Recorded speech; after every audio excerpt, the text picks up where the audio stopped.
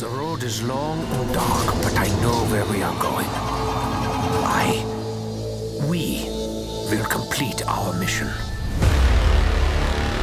Before February 2nd of 2016, Treyarch had released 18 Zombies maps in total. This marked 18 opportunities to hone and perfect their craft. 18 chances to explore new ideas, experiment with features, and see what does and does not work. And eventually in the process, you get to a point over the many years where you establish a winning formula. And really, I think this is something that's true for anything in life. In the realm of zombies, I think a lot of people might even say that for Treyarch, this formula was discovered years ago. But it's actually here in today's episode that I believe the structure was finally perfected. For Treyarch's 19th Zombies release, they took every concept, every idea that had made the series so loved, and it all finally culminated into the most well thought out Zombies map of all time. So ladies and gentlemen, welcome back to Zombies Retrospective.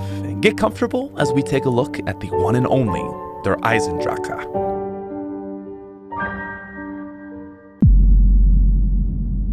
One of the coolest things about Black Ops 3 Zombies is that every map's central theme revolves around an individual character. In all previous games, World at War, Black Ops 1, and most of Black Ops 2, we saw that the location would set the tone of the map, with the characters acting as supporting pieces to the overall content. Black Ops 3 flips this on its head and made it so a single character was the primary focus from each map. Zetsubo is based around Takeo, Garad follows Nikolai, and the Giant supports Richtofen's arc. Shadows of Evil even serves to prop up the main antagonist of the series, the Shadow Man, who acts as the face for the evil Apothecan force. And of course, Der EISENDRACHE builds itself off of our beloved archetypal soldier, Tank Dempsey. In all these cases, it's not just that the map's storyline revolves around the character, but that the very core of the map draws inspiration from their personalities. Zetsubo is humble and somber like Takeo, whereas Garad is brash and in your face exactly like Nikolai. And Der EISENDRACHE sits somewhere in the middle of that spectrum, being bold at times but reserved at others. And of any of the Black Ops 3 Zombies maps, as far as tone goes, I think it hits the best balance. Okay, so this is gonna be weird, but because storyline is the most defining feature of this map,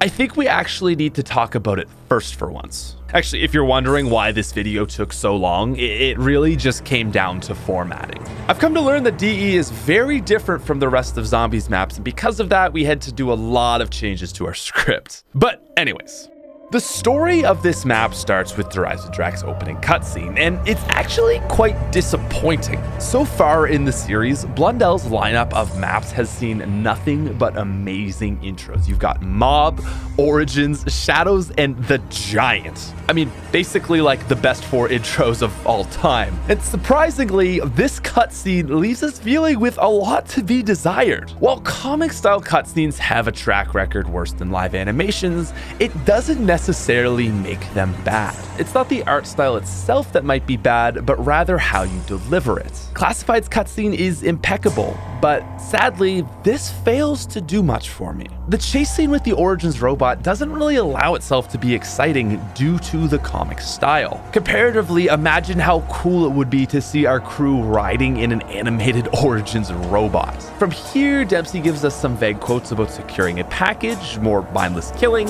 and then he finishes with how he shouldn't have trusted Richtofen.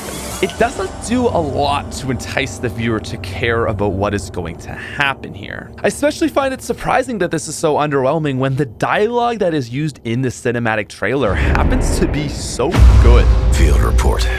En route to somewhere new. Somewhere cold. Real cold. There are some amazing lines, and I think the cinematic trailer could have actually made for a better intro. So sadly, Der EISENDRACHE fails to set the tone with their opener, and it's really the first misstep we've seen as far as Blundell intros go. But all of this is forgiven as soon as you spawn into the map. Der EISENDRACHE does a great job with the rest of its storyline. Most notably, DE continues to highlight the transition and focus for zombies. WoW and BO1 were almost entirely focused on gameplay, and you really had to dig deep for the lore. It was only in Black Ops 2 where this started to come towards the forefront, with things like Samantha and Richtofen telling our characters what to do. I think it's on DE where we see the story almost even overtake gameplay as the main focus of the map. And frankly, I'm a little bit torn on this. I think Shadows managed to blend storylines seamlessly into the gameplay so that they felt one in the same, just like with Mob. But Der Eisendrache follows a closer path to Origins, where the storyline and narrator really hijack the atmosphere of the map. This isn't necessarily a bad thing, but it does create a repetitiveness which is felt for most players who are not trying to do the Easter egg. Another thing fantastic about DE is the map has amazing dialogue between the characters, and it really continues to reinforce the realness and seriousness of Black Ops 3's storyline. And I think probably the most exciting aspect of dialogue in this map comes from the interactions between Richtofen and an old name from the storyline, Dr. Groff. Dr. Groff was the scientist who worked on the moon with the MPD device. He was working with Richtofen in Group 935, and we come to learn that Der Eisendrache takes place prior to the final events of Black Ops 1 Zombies. You know, where that pesky Earth goes boom? From a literary perspective, the use of Dr. Groff as an antagonist is incredibly effective, as he essentially works as a foil to highlight Primus's Richtofen's new actions. Looking back, we knew Ultimus Richtofen was evil and horrible, but I think it's important to recall that there was a time where we didn't know what the intentions of this new Richtofen were. Many people still didn't trust him,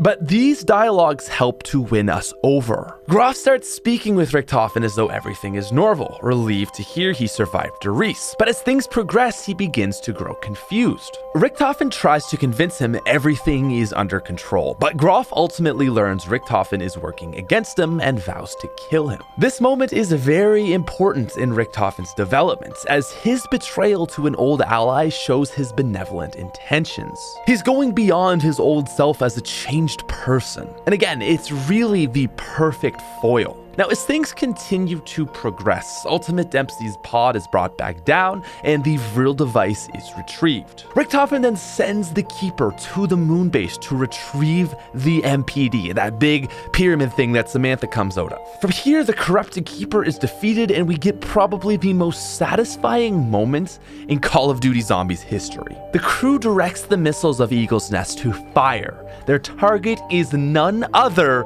than Griffin Station.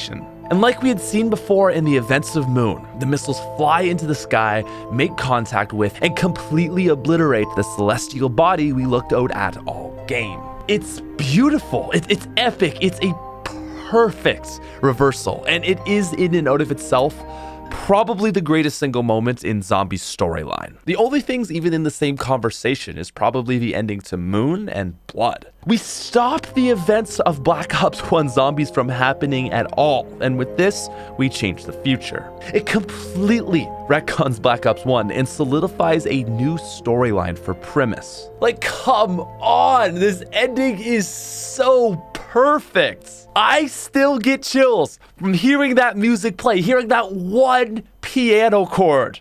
Seeing those rockets fly up, hearing Dr. Groff curse Richtofen. It is literal perfection. Oh my god, and we have so much more to talk about. Now, not only is DE important in a macro sense to the storyline, but it does more than just that. It displays huge character progression for our crew. In the moment before he's about to kill Dempsey, Richtofen restrains the other three, clearly indicating the distrust he still holds for them. But in an open moment, Dempsey pleads, and Richtofen actually allows him to be the one to kill Ultimus Dempsey. That moment, that subtle click on the summoning sphere, where he releases control.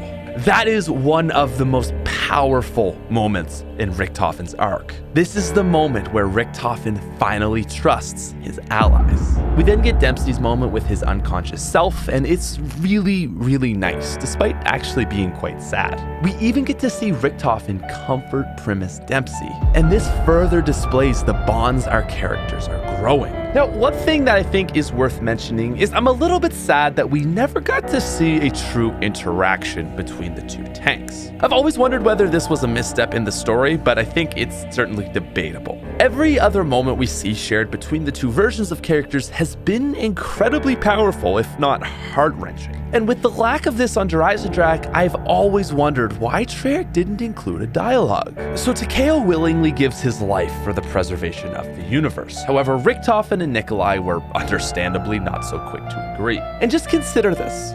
How would a conversation between the two Dempseys go? I imagine the hot-headed version might not be so quick to die either. And if that were the case, the resistance to go might have made Nikolai's moment redundant. So perhaps this was very intentional. But I still think something could have been done, however. Imagine a situation where Primus Dempsey convinces his alter ego. We get to view this angry tank slowly being convinced to do the right thing. It would feel like a general talking to a soldier about doing his duty, and I think this would have been a really powerful moment. It kind of would have drawn on both Takeo and Nikolai's cutscenes, starting with resistance but ultimately seeing Tank accept. And so while I do wonder if they missed a cool opportunity here, it's still a great cutscene. And I totally respect the decision that they took to focus on character development for Richtofen and Dempsey. And so now, in an interesting reversal of events, with the storyline out of the way, let's talk about gameplay.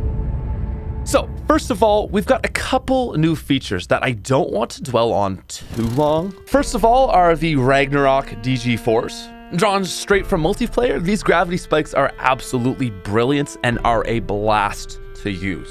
Despite this, however, they still managed to be the least exciting of the 4 real specialist weapons we were given. The sword, skull, and gauntlet all beat it in my opinion. It's not even close. And this isn't a knock against the Ragnaroks in the slightest, but rather a testament to how good the other specialist weapons are. We also see the use of wall running and anti-gravity return into the main chamber room. This is a bit of a neat gimmick that adds an extra dynamic to the area, as well as really serving to provide a ton of steps for various quests. You've got the plunger, lightning bow, LMG wall buy, and the rocket test all using this same feature. We also see the introduction of the Wonder Sphere. EISENDRACHE is probably Treyarch's second most well laid out map, only behind Shadows, and the Wonder Sphere play a big part in that. They connect the upper and lower courtyards as well as the rocket pad to the Death Ray, and Spawn of course. This combined with a few other shortcuts gives DE an incredible layout, and I very rarely find myself ever being too far from where I need to be. It's not Shadows level perfect, but compared to the likes of Origins and Mob, the smooth map design is very noticeable. We also see the Panzer return, but with a few changes. He's a whole lot beefier to start, and now has a shock grenade instead of the claw, which he boasted on Origins. Overall, I think the Panzer fits well into DE and makes a welcome return that I think most people were happy with.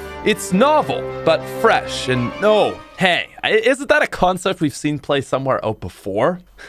So in the Shadows retrospective, we came to the conclusion that Shadows of Evil is mostly inspired from Mob of the Dead, but it blends itself with Origins elements to make something new. EISENDRACHE takes that same formula, but in reverse. In a lot of ways, DE is an Origins 2.0. We've got the Primus crew in a snowy European country. The Panzer Soldat returns, there are 4 elemental wonder weapons, and a large Easter egg where the first step is to acquire all 4 of them. But I think despite these similarities and how often people try to draw these two together, EISENDRACHE manages to find a new identity in an even bigger way than Shadows did. In my opinion, EISENDRACHE is basically a blend of Moon and Origins with a sprinkling of Mob of the Dead. And so let's dive into that idea.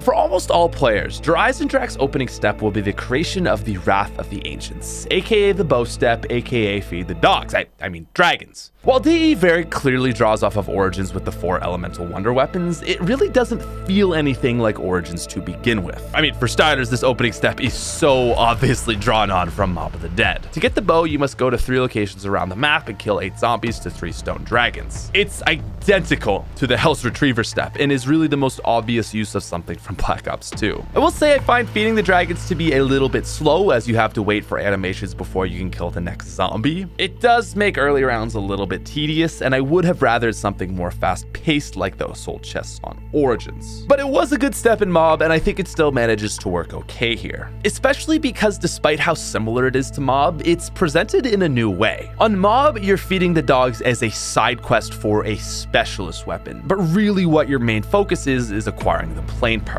See, on EISENDRACHE, this is the plane part quest. That is to say, it's your main focus, and so despite it being a literal copy of a step in Mob, it still manages to feel fresh because of its significance for map progression. Now, the next natural thing to talk about here are the upgraded bows. Feels a little bit wrong because that's a hugely integral step to the Easter egg, which I don't feel quite ready to talk about. Like I said, EISENDRACHE, it was a weird map to write for. But with that said, I guess we're basically moving on to the EISENDRACHE Easter egg now. So upon acquiring the Wrath of the Ancients, the second step of the DE egg is for each player in-game to acquire an elemental bow. Unless you're playing on local, and then you have to get all 4.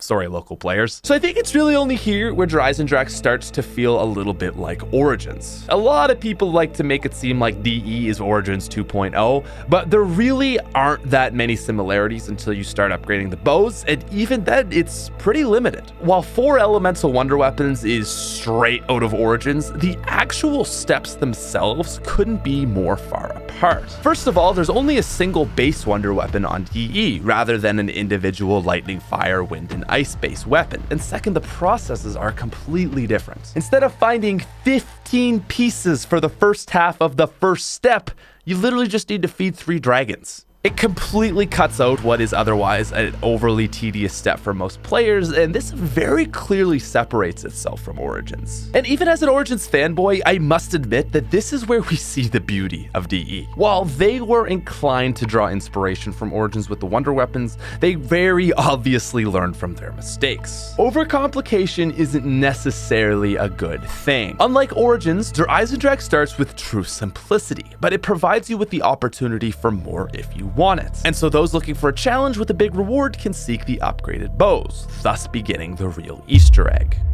Now, frankly, the upgrade steps for the bows aren't really that complicated. That doesn't mean they're not challenging, but they're not complicated. Origin staffs take knowledge, and really not very much skill is required other than a tank jump and just the general ability to survive. On DE, the bows supplement the requirement for knowledge with skill, and this is another way in which they differentiate. So of the 4, I think the firebow is probably the most challenging of the bows to craft. And this is because the high level of precision is required for 2 of the steps. You must make shots into fireplaces as well as nail the Wonder Sphere launcher circles. While an interesting step, the only problem with the fire upgrade is that it's near impossible on a poor connection. Solo games may be fine, but doing this on 120 ping or more is infuriating. I actually dislike the firebow because not only is it a challenging upgrade, but it also provides the least useful bow of the 4. The firebow is quick to kill, as they all are, and while its charge shot is very effective, I just don't find it to serve a practical role that the other bows don't fill better. It doesn't have the amazing kill radius of the Storm and Void, and it isn't near as safe as the Wolf. It sits in a weird middle ground area that I just find to be the least exciting as well as the least useful. At least I think so, anyway. I've never actually used it because my favorite YouTuber still hasn't uploaded a tutorial on how to make it. Noah J AFK viewers, please subscribe to my YouTube channel.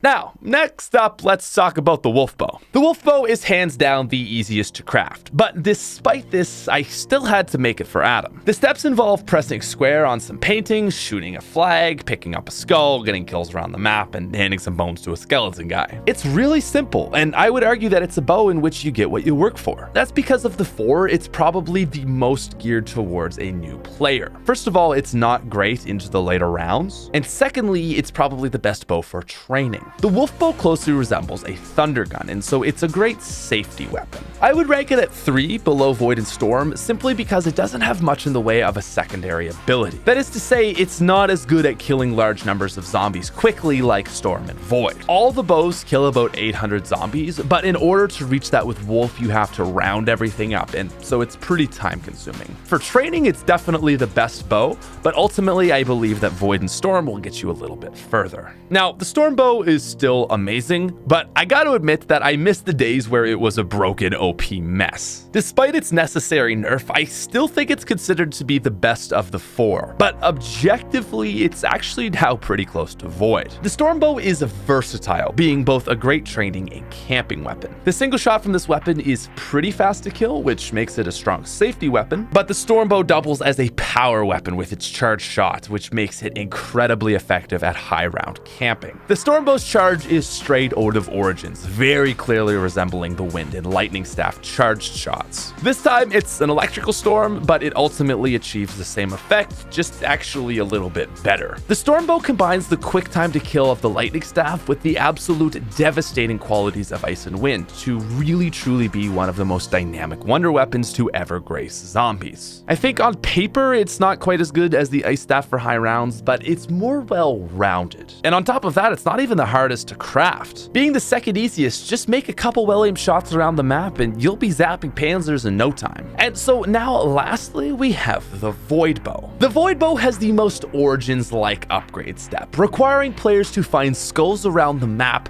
get symbols, and actually solve a puzzle. The Void is by far the most unique of the bows. First of all, its coded name is Demon Gate, which is just awesome. It opens portals from another realm, which unleashes skulls onto all zombies nearby. How cool is that? It's also got an insanely large kill radius, which just seems to make rounds fly by. Players can open up multiple portals at a time as well to effectively kill anything within a cubic Nocturne totem of themselves. On top of that, the regular shot from the Void is still very quick to kill, making it just as dynamic as the Storm. And the way that the skulls wander to kill distant zombies also fills a huge support role that makes training easier for both yourself and teammates. Plus, it just has the coolest animation of the 4. And so while maybe not quite as useful as the Storm, it is the coolest of the bows, no debates, and my personal favorite. I think it's also worth mentioning that the bows are all very close to each other in ability. Their drawbacks and benefits almost Their drawbacks and benefits almost entirely depend on the player using them, and so more often than not, the choice of which to use comes down to personal preference, and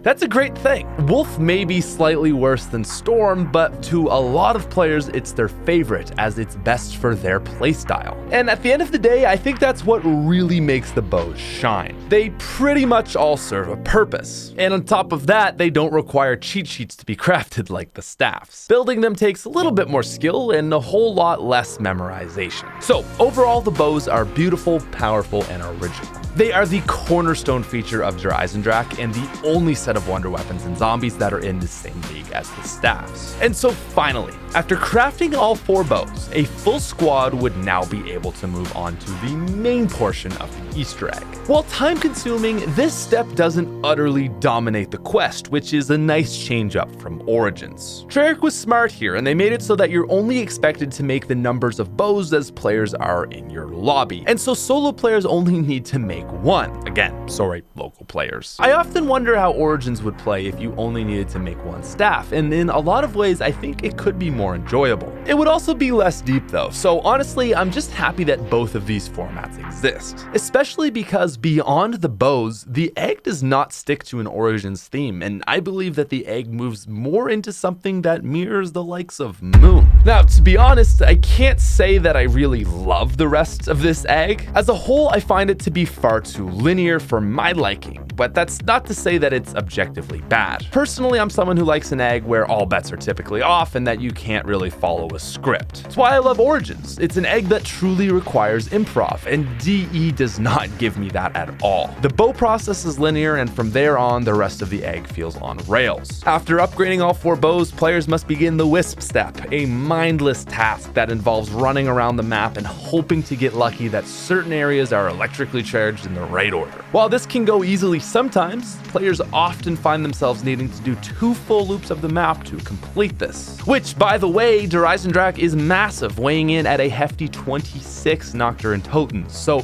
all that running doesn't make for a fun time. So after shocking the 4 wisps, you travel back in time, get a short cutscene from Groff, where you also get the code for the vault, fuses, and the soul chamber rod thing. This is neat, but after a while, I admit it does feel a little bit repetitive. From here though, I think we start to see the worst part part of this egg. After you insert the code and get the rods for the death ray, the game wants you to travel back in time again. You don't necessarily have to do it right away, but it's one of the next 3 steps, and regardless where you do it, it's just repeating a previous step, which wasn't fun the first time. But the thing that infuriates me is the reason we have to go back a second time. You'd think it'd be cool, right? Some double time travel, crazy multiverse type something, right? Straight out of Zombies textbook 101. No. It's just because we need to go back and get a rock. Yeah, so you must search the same wisps again, just so you can travel back in time to get another piece from the exact same room you were already in. A piece in the box that was already there the first time you went. It is stupid and it adds nothing. Honestly, I think it serves no other function than to draw the egg out, and it really just hurts the flow of it. 1 wisp round is bearable, 2 is redundant, but to not even give it a meaningful purpose just kills what is so far actually a fairly decent flow. Now from here you get a step that completely mirrors Moon. Instead of the Simon Says game, well, it's basically that. You basically remember the 4 symbols and it tells you which symbol to press. It's a cool step that very heavily draws from Moon. And so then from here, you'll be able to bring Dempsey back from space. This is admittedly a very nice step. If Der Eisendrache follows a 3-act arc, this would almost be the 2nd act climax. It really gives some much needed energy to the egg and makes you feel like you're getting close to being done. You even get the Vril device, which is some really well executed fan service that again relates back to Moon. Now from here, it's on to the Keeper step, which continues to raise your pulse with a bit of action. There's 4 locations where each can only be charged by a single bow, so to play this efficiently,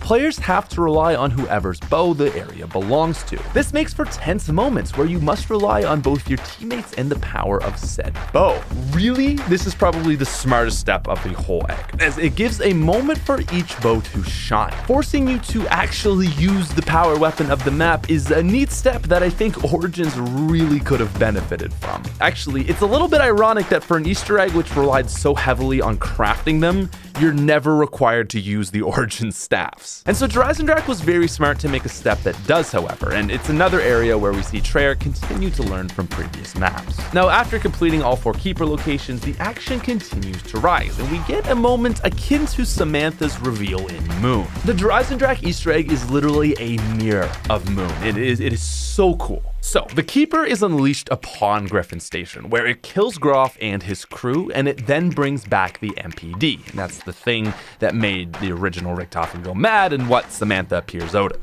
And then, in this brilliantly repeated, this mirrored moment, the MPD teleports back to Der Eisendrache and begins to lower. However, this time it is revealed that the Keeper is inside it, corrupted by its power. And so then it's here, in the final step, we have Der Eisendrache's crowning achievement.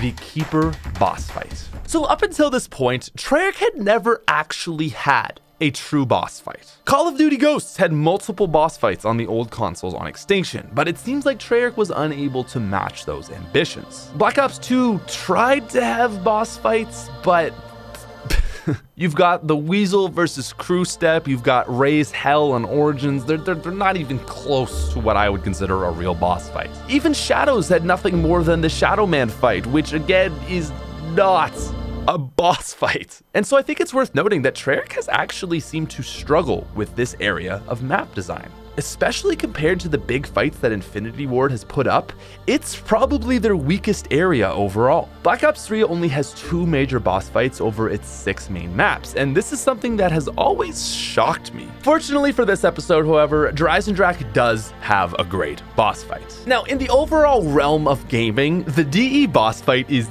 using the oldest formula in the book. But for zombies, it's quite impressive. The Keeper, like every boss fight ever, has 3 lives. It's got small, less powerful attacks and a big, large attack that can one-shot you. And then when he goes to do his large attack, you take advantage of the charge time and then stun him, leaving him open for damage. It is a tried and true method of gaming. Now, after taking 1 life away, you then get a seemingly endless wave of roided panzers, and then the process repeats itself until it loses all 3, quote, lives. Now, again, I know we all love this boss fight, and for zombies, it was a huge step for the series. I just don't think people should act like it was truly as revolutionary for all of gaming as they did. For zombies, insane, fresh, and truly innovative. But for gaming as a whole, again, it's like the oldest formula in the book. I'm not trying to knock it down, but it's just worth saying. Because, I mean, regardless, a boss fight was something we had been anticipating for a while, and so it was exciting to finally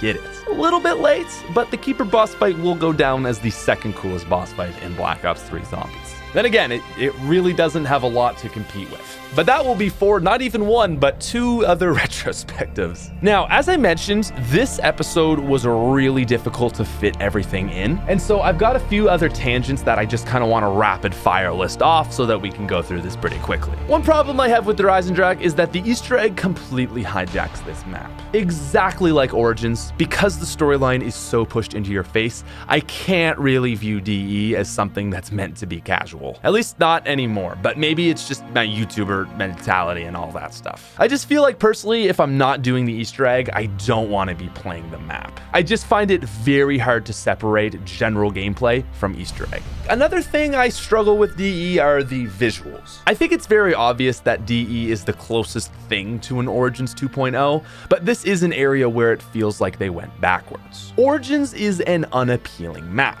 but they managed to balance it with giant robots, a beautiful skybox with dogfighting airplanes, and a Zeppelin. The EISENDRACHE is just nowhere close to this. The little town of Werfen, which sits below it with the moon in the background, is nice, but other than that, it's just really not it for me. Another small complaint I have is needing to wait for the rocket test. This could have been easily fixed if they put a switch to activate it down below at the pad for 500 points. But as it sits, it's a boring point in gameplay. And since it's required for 2 steps in the Easter egg as well, I think it's a pretty blatant misstep that could have been, again, easily fixed. Bad timing brings your game to a dead halt, completely killing any flow that you were feeling. And my last complaint about this map actually relates to gun variety. There are only 2 weapons that you need to use on this map, and we're all thinking the same thing. It's the KRM and some variant of the bow. Every single time, no questions asked, that's what 90% of players use. Because of the ridiculous health of the Panzers, players tend to overly rely on the KRM to the point where no other gun is even considered. Now, KRM spam was bad for Shadows, but it is rampant on DE. Not a huge issue as I love the KRM, but sometimes I just feel like variety would be nice. Apart from monkeys, there is zero incentive to hit the box on DE, and I don't know, it just gets a little bit bland. And anyway, with the last of my nitpicks out of the way, I would now like to talk about DE in a more overarching conceptual sense. The map as a whole. We've talked about every little detail, but I ask you, what is it that makes DE generally considered to be the greatest map of all time? I've thought about this for a while, and I think it comes down to range. EISENDRACHE is probably the most dynamic Black Ops 3 Zombies map, and it is by far the closest thing to a casual experience, not counting remakes. EISENDRACHE is great because of its ability to stay simple. Power is a single switch. Pack-a-Punch is 2 presses and a visit to its 3rd location. Even the normal bow process is super straightforward. While large, it's a map that starts out almost laughably easy in comparison to some of the other BO3 maps. And that is a thing of beauty. EISENDRACHE is so palatable, and this makes it perfect for casuals and hardcores. While it wouldn't have worked for the storyline, from a gameplay perspective, DE should have been the on-disc map. It works so beautifully to allow players to get comfortable in the space and gather their bearings. Shadows requires guides to even pack a punch, whereas DE feels as simple as Kino der Toten. You get comfortable, gather your bearings, but from there, you get to explore and then work to do more. It's this blank canvas that really allows players to explore naturally. You get the bow, then work to upgrade it, and eventually a player might even find themselves doing the entire Easter egg. And so in terms of range, DE literally has it all. And I think that is the true reason as to why it's considered the GOAT. It can be casual if you want it to, but it doesn't have to be. It's not jarring from the start like Shadows. And of course, again, it's got the range. It's got a great boss fight, amazing wonder weapons, a fantastic storyline, all wrapped into a very well laid out map. And I think most interesting to note is that DE doesn't even necessarily have the best anything. Is it the best boss fights? A lot of Garod fans are gonna debate that. Best wonder weapons? Certainly in the conversation, but Origins is there as well. Best storyline? It's always going to be mentioned, but again, Moon. Layouts? It's not quite Shadows, but it's better than any other Quest map. See, I don't believe that EISENDRACHE is the best at anything, for that matter. Maybe storyline, but certainly nothing else. See, what makes it the best map overall is that every single facet of the map is in the upper echelon. Almost everything in the map is at least the second best. There are hardly any weak spots to this map, and when they exist, they're tiny little nitpicks. And so all of this amazing content presented in what is surface level a very simple map is what makes it so good.